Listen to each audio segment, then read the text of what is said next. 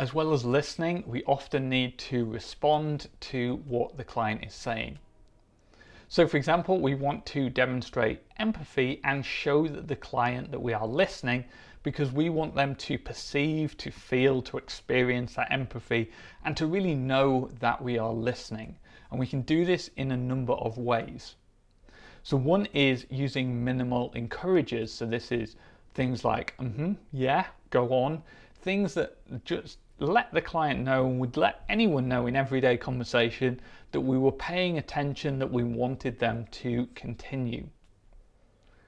We also might reflect on what the client is saying. So things like we might paraphrase what the client has said and give it back to them, because we're trying to give them that second perspective. We're trying to hold up that mirror to the client.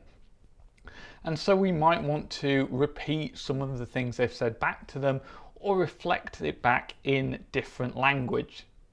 So if they've used a particularly, for example, emotive word, we might just mirror that word back to them to encourage them to reflect on it for a minute.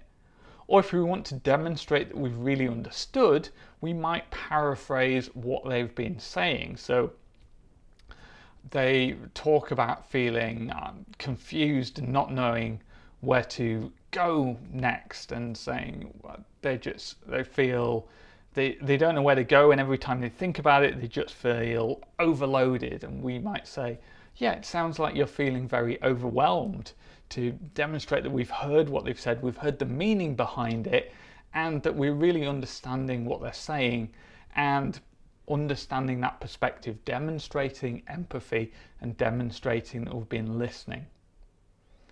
Then we might do that a bit more in depth by using something called summarizing, which is where we take a whole section or the entire therapy session and summarize what's been discussed to help the client organize and clarify their thoughts.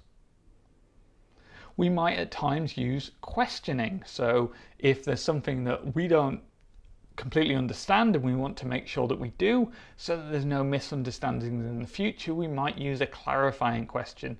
Or if there's something that we think is particularly important, we might choose to ask a question so that we can focus down on that and encourage a client to think more deeply and reflect more deeply on something they've said, something they've brought up in the session. And sometimes we might want to respond with silence. In fact, we often want to do this more often than new counsellors might feel comfortable with. Because when a client says something, they need time to reflect on it, to organize their thoughts. We might need time to reflect on it. And so a lot of the time, we're just going to give that silence in the session. New counsellors typically think that they need to fill every moment of the session with the client talking or them talking. But actually, a lot of the time, we just need to respond with some silence to give everyone time to process what's been said and where the conversation has gone.